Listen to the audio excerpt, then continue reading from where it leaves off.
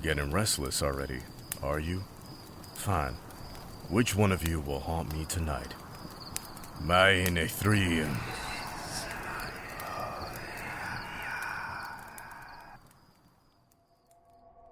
The wafting scent of warm bread pulled Dylan gently from his slumber.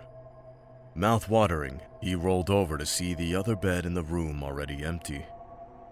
He threw on his trousers and a tunic before dashing into the next room just in time to see his sister, Rin, reaching for the bread on the windowsill. A tug on her ear kept her at bay. "I wasn't going to touch it," she protested, clawing at his hand. Dylan smiled and rustled her hair. "I wasn't," she insisted. "It has to cool first," he said, looking out the window to see if Mila, the deliverer of the bread, was anywhere to be seen. He'd have to thank her later. "But it tastes best when it's warm," Rin said, putting her hands on her hips like their mother always used to do when they upset her. "If you had your way, half this loaf would be gone already," Dylan said, though even as the words left his mouth, he tore off a chunk and tossed it to Rin. In truth, it took all his willpower not to devour the bread himself, but food was scarce, and he could go hungry if it meant Rin could eat. As if reading his thoughts, Rin said, "You should eat too." "I'm fine," he said. "You enjoy that. I'll eat later." An argument was already forming on Rin's lips when a horn blast from somewhere outside drained Dylan of his humor in an instant. Rin's eyes grew wide and she started to shake. The last time the horns went off, they lost their home, and the time before that, their parents. "Stay here," Dylan ordered, and ran out the door, grabbing his father's old hunting bow and a pair of arrows on the way out. 2 arrows would be enough, Dylan figured. One for a warning shot, and the other to bluff that the first one had been a warning shot and not a miss. His aim wasn't great, nor was it good if he was being honest with himself. He barely even had the strength to draw the string, and even if he did, his arms were too short to draw it fully. But the bow, so worn from his father's grip that the wood was warped with the impression of his sturdy hand, felt reassuring to hold.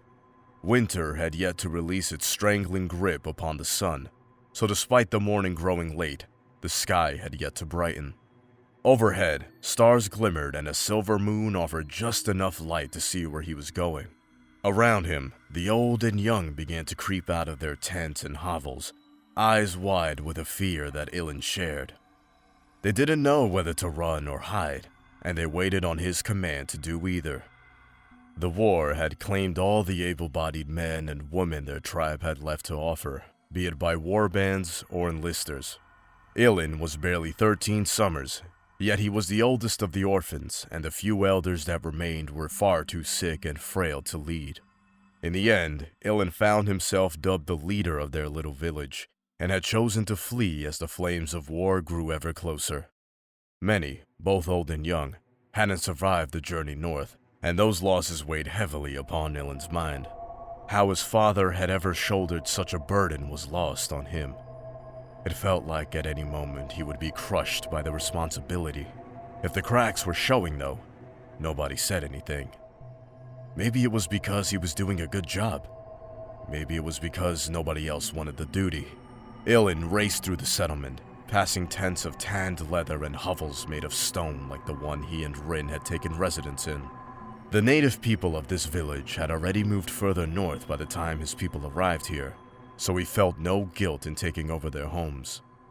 At the far end of the village, beside a sprinkling of trees that could generously be called a forest, a wooden watchtower was erected high enough to peek over the snow-covered hills that went on for miles in every direction. It was the first thing he'd ordered to be built when they arrived.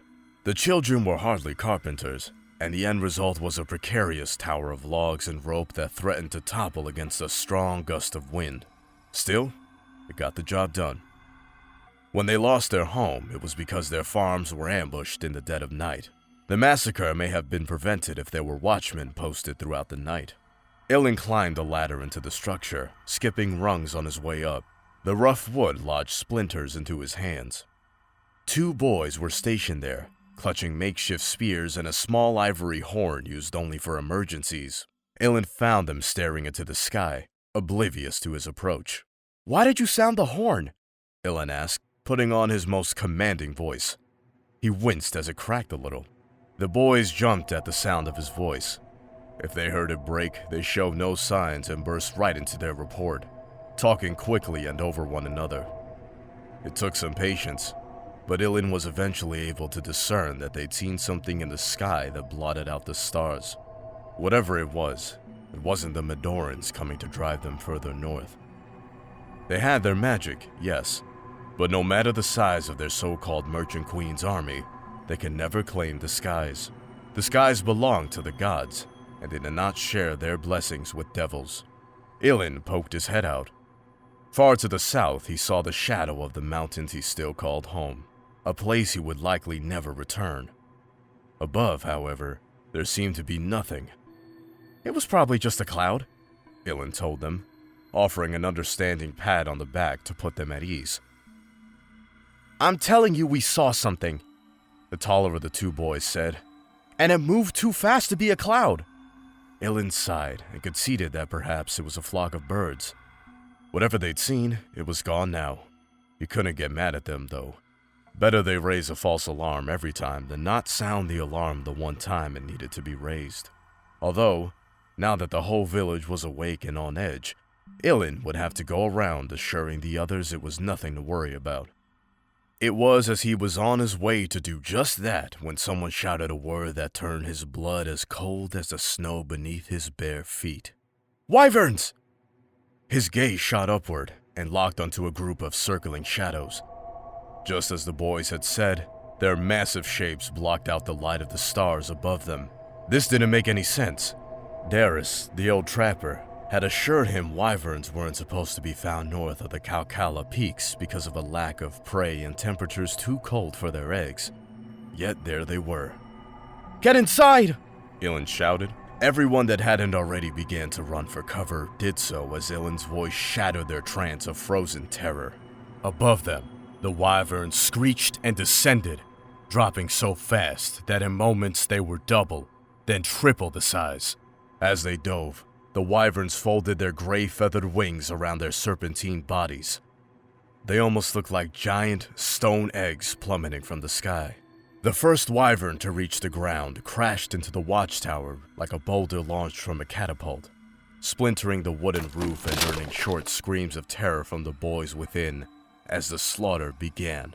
Other wyverns thudded into the earth where they were half buried from the force of their landing. The egg-like shapes unfurled their wings, each limb ending in a series of claws that gripped the earth to pull them from the indent their landings caused. From behind the feathered wings came lizard-like faces, all sharp fangs and flicking tongues.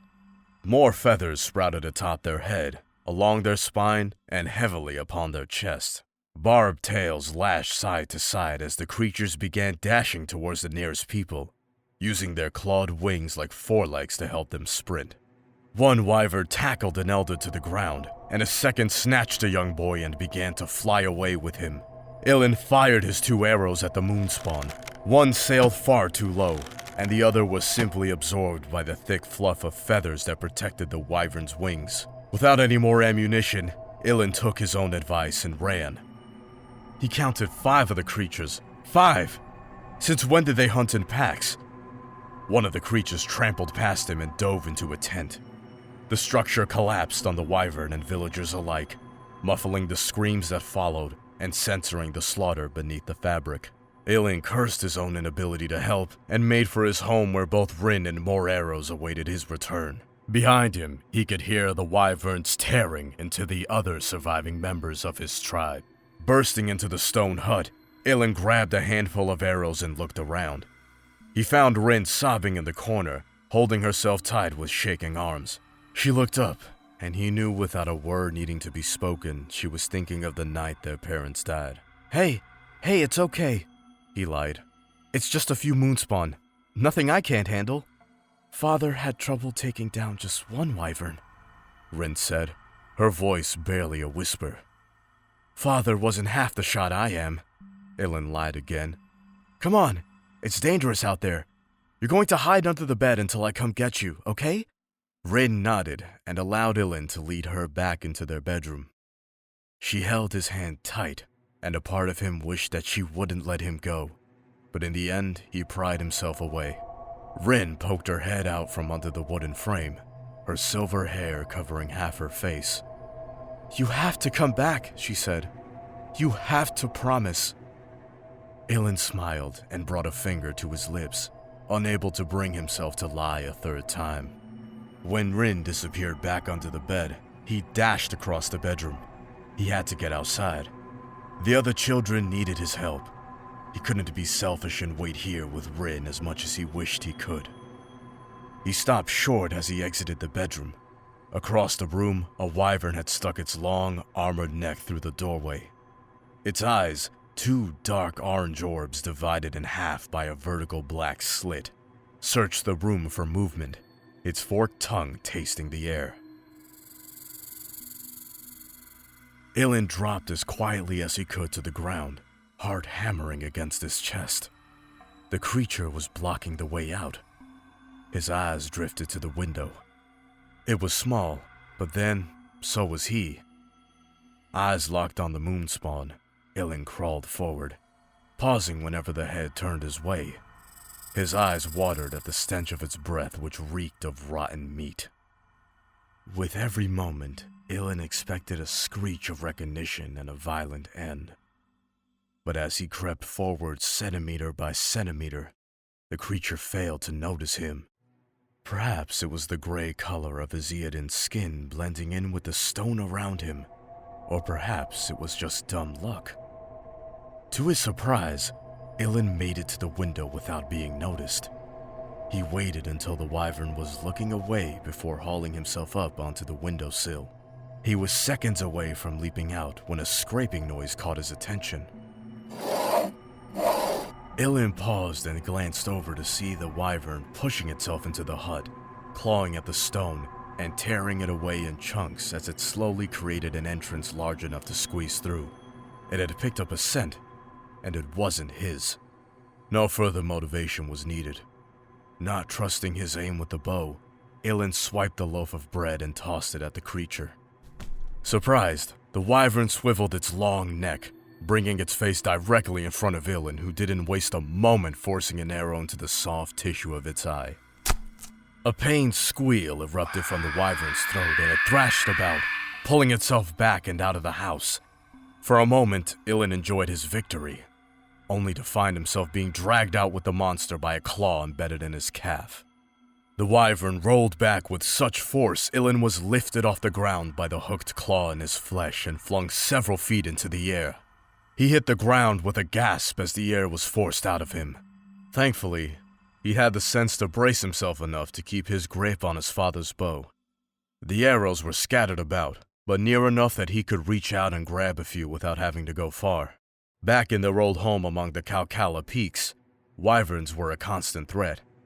Iadin's father always said the throats and bellies were the most exposed, lacking as many scales and feathers as the rest of their body. Rolling to a crouch, Iadin knocked an arrow, drew back the string, and fired into the flailing mass in front of him. Half the shaft disappeared into the shoulder of the wyvern. Not exactly his mark, but it appeared to have done his job. The wyvern reared back with a snarl and folded its wings in front of it defensively like a curtain to protect it from further shots. Fine. He just had to get in close to take his shot. Iadin snatched another arrow and dashed forward with a battle cry. When he was within a few strides of the beast, Iadin leaned back and slid on the slick, wet ground, finding his way beneath the wyvern's shield. He hardly took time to aim and released another arrow. This one found its mark in the creature's throat. The wyvern fell back, clawing at the arrow, oily black blood staining the snow beneath the wound. It seemed another shot would be needed to take it down. Iadin scrambled to another arrow, knocked it, then paused. The sound of flapping wings drew Iadin's eyes upward in time to see another of the wyverns descend upon him. Its clawed feet clamped into his shoulders, wrapping around his clavicles. The weight of the wyvern landing on him forced him to the ground and tore his weapon from his grip. And then, with a mighty flap of its wings, it began to rise. Iadin screamed as the moonspawn on top of him took to the sky, taking him with it. Wind rushed through his hair as the wyvern ascended at incredible speed. The land below stretched out before him, an expanse of pure white that glistened like a reflection of the heavens as the sun began to rise in the east. His heart dropped when he looked down. The distance was dizzying, and his fate certain. But what brought tears to his eyes was that the wyvern on the ground below had returned to its task of tearing his home apart in search of Lien. Something else caught his eye. On a hill just south of the village stood 8 figures. At first, the thought of rescuers made hope for his sister return to him. But something was wrong. If they were Iadin warriors, they would have already jumped into the fray. What was wrong with them? With the last of his strength, Lien twisted in the wyvern's grip, trying to hoist himself high enough to grab the ankle and maybe clamber up onto its back. He managed to wrest free, but his hand, slick with his own blood, slipped away from the scaled foot. And then he was falling. The world twisted around Lien until he couldn't tell up from down. He wept as he plummeted, limbs flailing as though they might sprout feathers to save him from the quickly approaching ground. He cried out for his mother, and then the earth rose to send him to her.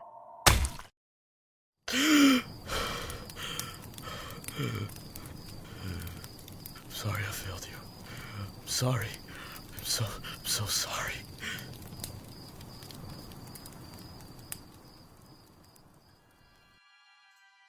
Hey there, Ryan here, creator, director, and writer of Bestiary of a Nighthunter. I just wanted to take this opportunity to thank everyone who has supported this project on Patreon thus far, with a special shout out to Kyle Datu and Bridget. Your generosity is what ensures that this project can continue to exist. If you'd like to support the project, there are links to do so in the description. Thank you very much, and I hope you continue to enjoy the show.